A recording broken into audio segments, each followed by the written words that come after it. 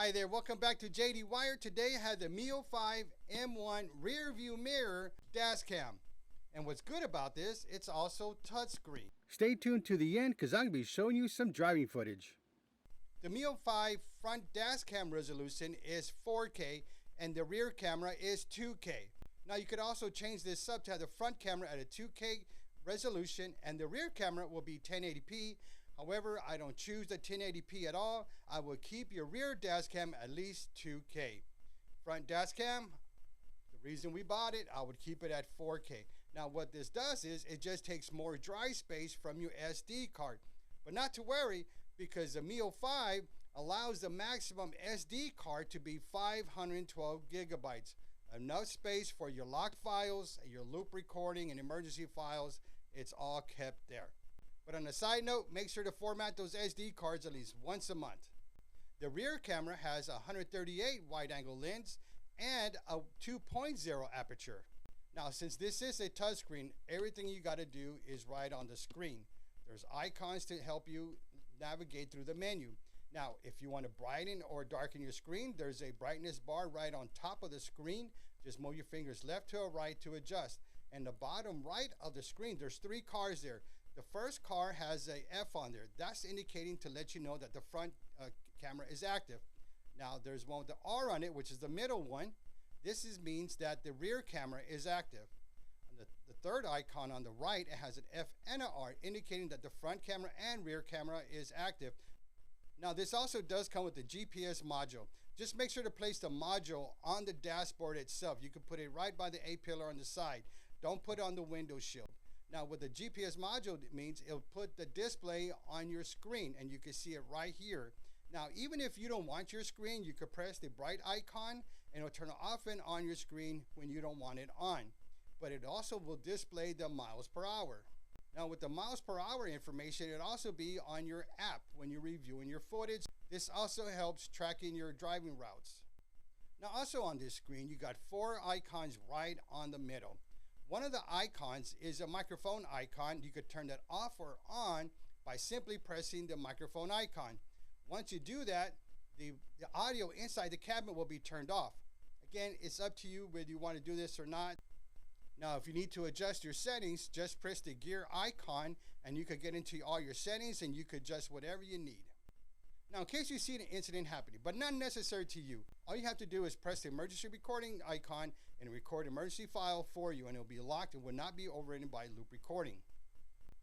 Then, in case you need to review your files, simply press the playback icon and you can review all your files there and you could delete or whatever you need to do with that. Now, if you go into your settings, you're going to see a setting called AI. This gives you 4 additional driving features. The first one is the fatigue driving alert. A voice alarm will come out and let you know that you've been driving for 2 hours, 4 hours, 6 hours. This will alert you to let you know that it's time to take a break.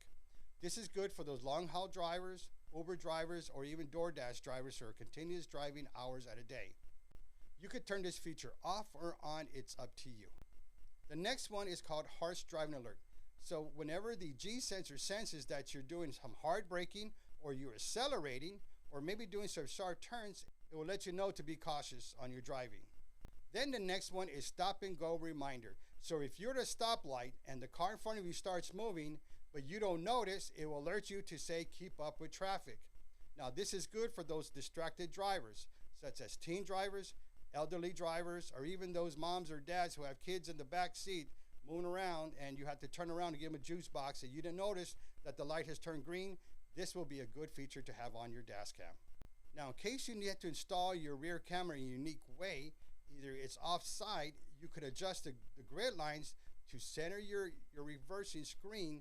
That way, when you back up, the grid lines are centered right on there. Now, most cars do have backup cameras. This is just a second one in case you need it. Now, you could also adjust the grid lines up or down to get you that right angle that you need. Another feature it has is 24-hour parking monitoring. But you need a Hardwire kit to make this active.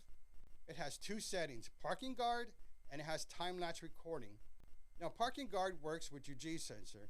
So whenever the G sensor detects a collision or a shake, such as potholes, speed bumps, or harsh braking, the G sensor will lock the current footage and will not be overridden by loop recording. This is so you can send this information to your insurance in case you need to do that. You can set the sensitivity to low, medium, or high. The higher you have it set, the more files will be locked on your SD card. Then you have time-lapse recording.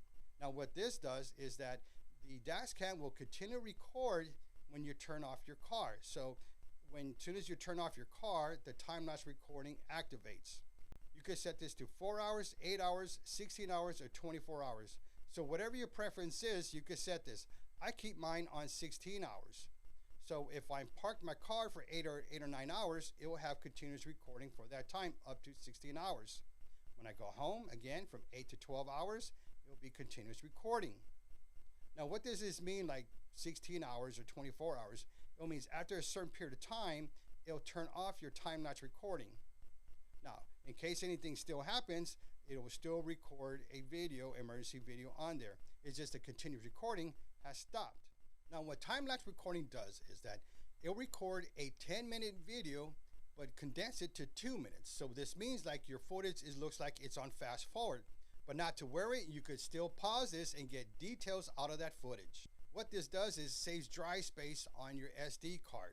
But remember, you can install up to a 512 gigabyte micro SD card in your camera, and I do recommend that. Then you have loop recording.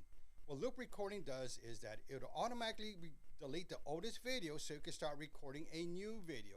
So it's continuous recording while you're driving. Now you can set this to 1 minute, 2 minutes, or 3 minutes. I always set mine to 3 minutes.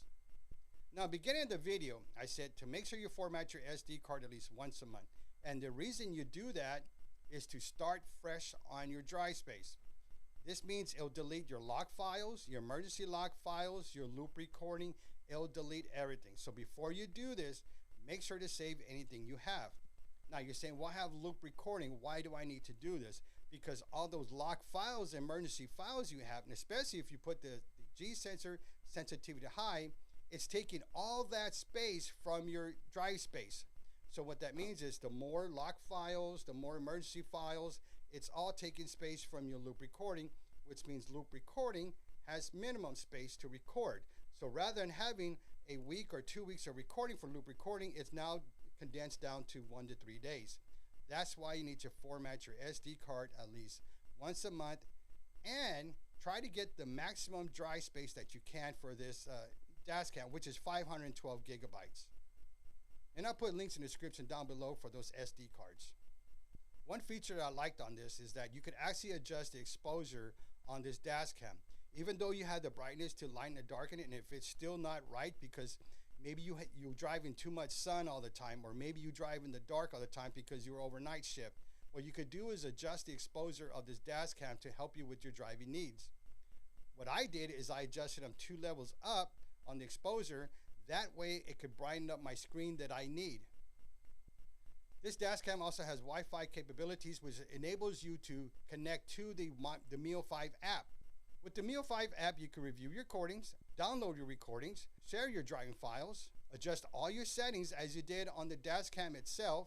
And for more information on the MIOFIVE app, I'll put a link in the description down below. I got a step-by-step review on how to use that. Now let me show you some driving footage and you can see this dash cam put to work.